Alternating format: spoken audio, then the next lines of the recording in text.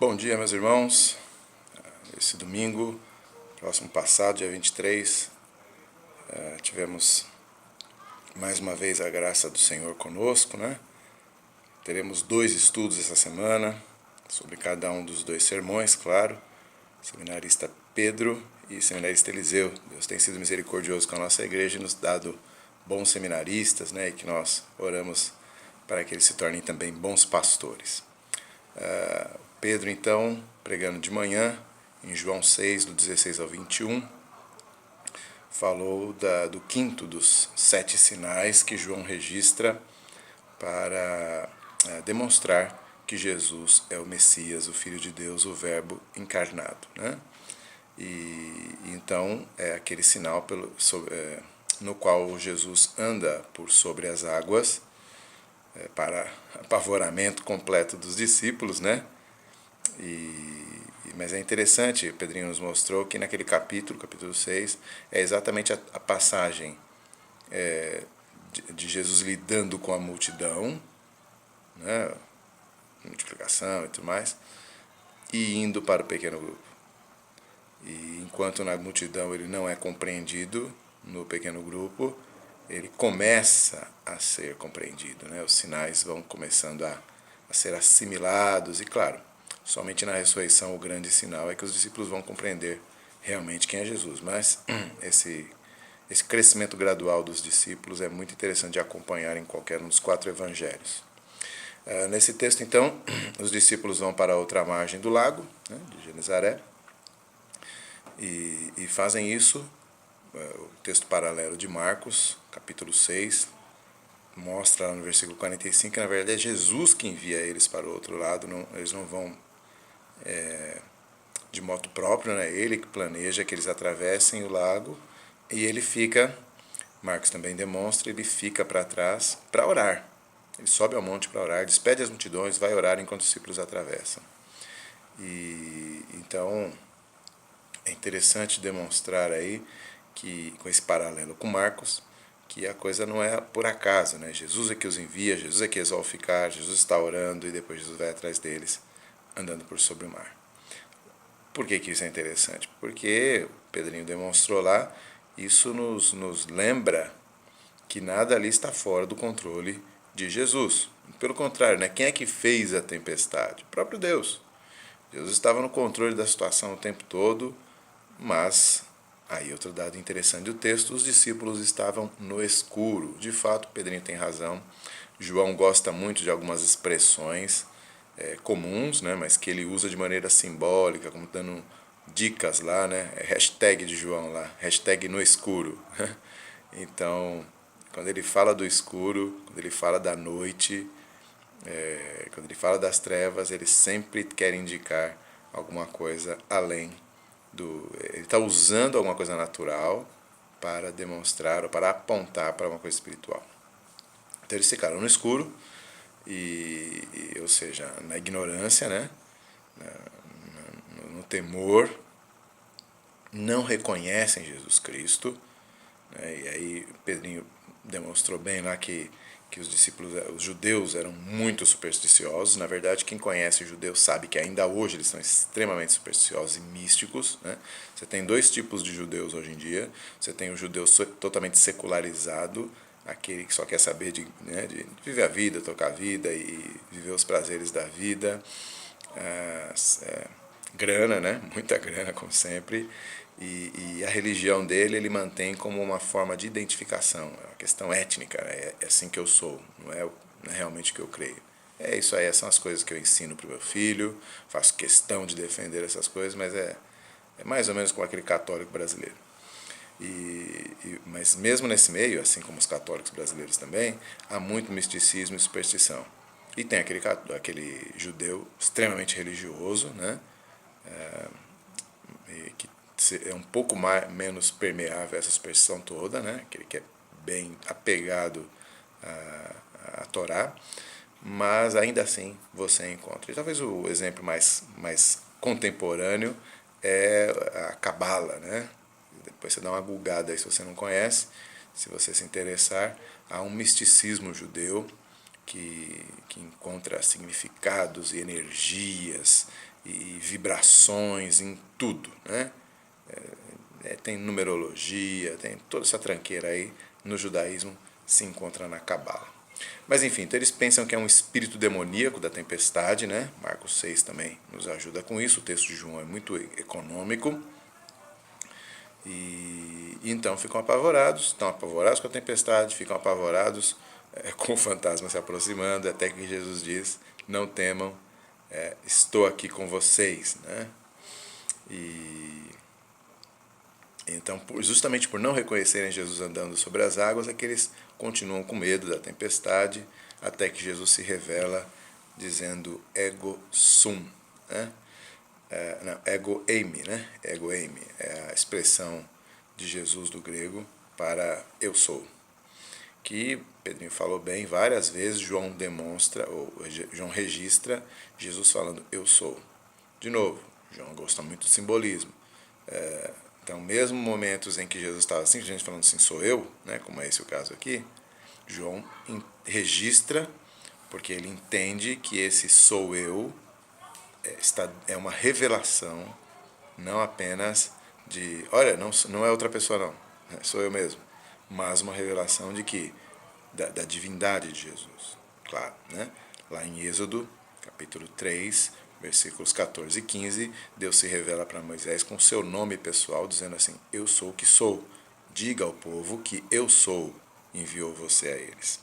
Que é da onde vem, né, o verbo ser, hayá, em hebraico, um tipo de gerúndio aí, ou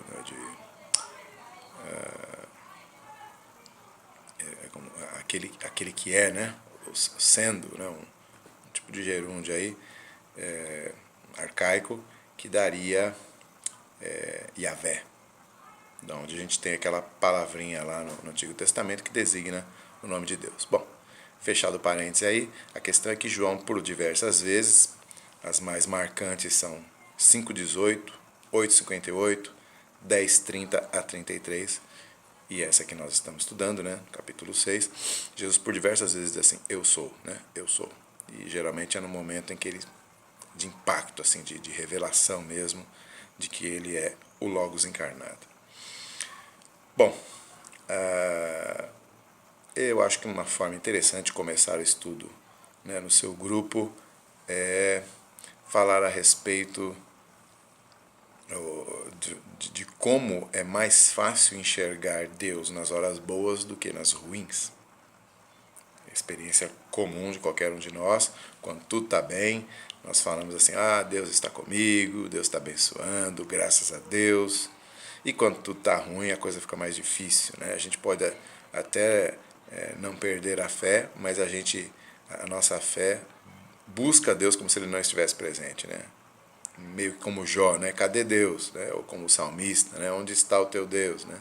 Às vezes a gente compra essa ideia e realmente começa a pensar que Deus não está presente, por isso que Ele tem que vir para as coisas melhorarem. Então, e aí? É mais fácil enxergar Deus nas horas boas ou nas horas ruins? Eu acho até que talvez fosse interessante que você gastasse aí um tempinho escolhendo ou percebendo uma passagem da sua própria vida e abrisse o coração um pouquinho para os seus irmãos aí, né?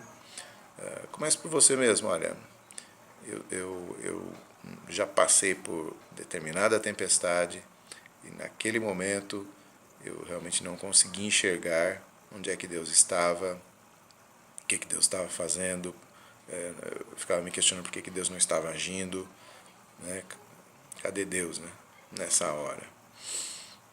Nem sempre a gente, né, pela graça de Deus, nem sempre quer dizer que a gente perdeu a fé, mas nesse momento a gente fica muito claro o quanto nós estávamos dependendo das circunstâncias para enxergar a presença de Deus.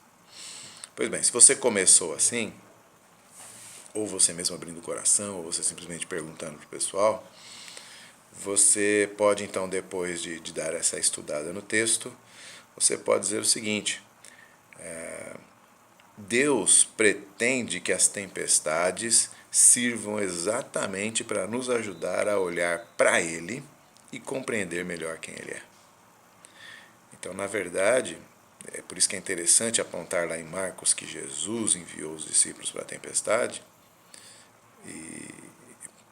porque muitas vezes nós nos questionamos do porquê das nossas diversidades e não percebemos que Deus nos põe ali.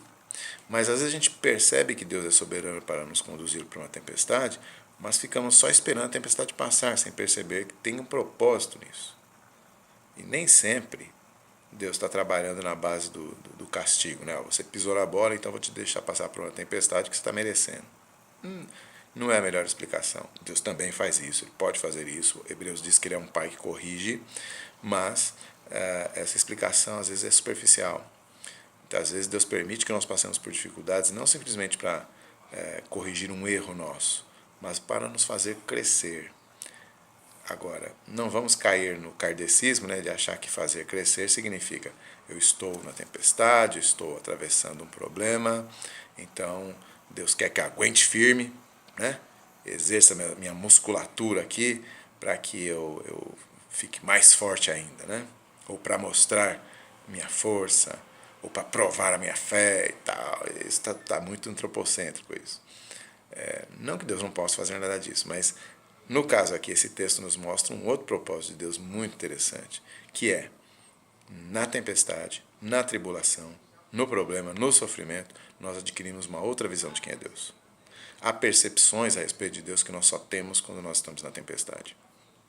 Foi isso que aconteceu com os discípulos e então isso nos dá uma dimensão do propósito de Deus para fazê-los atravessar essa tempestade, né? Conhecer Jesus é o remédio para as nossas tribulações e também é aquilo que nos capacita a atravessar a tempestade, né? Não apenas como um momento ruim, mas como algo que chega no final e você diz assim: eu te conhecia só de ouvir falar, mas agora meus olhos te veem, né? A frase de Jó no último capítulo do seu livro. O Pedrinho também fez uma aplicação boa em direção aos líderes do pequeno grupo, né? A vocês. E no finalzinho do sermão ele falou, né, das dificuldades que qualquer um de vocês certamente enfrenta para conduzir aí os trabalhos no grupo, né? Seja a questão do local, a sua casa que você abre, a casa de outra pessoa, as dificuldades durante a semana para arranjar um tempo para estudar e preparar o material. Às vezes o ânimo que você não sabe de onde tirar para poder chegar lá e conduzir o grupo, né, porque você não está numa semana boa. Então lembre-se de olhar para Jesus e enxergá-lo, não se assuste, ele não é um fantasma, mas muitas vezes ele vem por sobre as águas e nos alcança, né? E depois que ele nos alcança, nós conseguimos descobrir que ele estava ali conduzindo tudo, aí a gente chega no porto, né? A gente consegue chegar no porto que ele pretendeu para nós. Meus irmãos, Deus abençoe, que essa seja uma semana boa, agradável, abençoada, mas se tiver tempestade, que você esteja olhando para Jesus.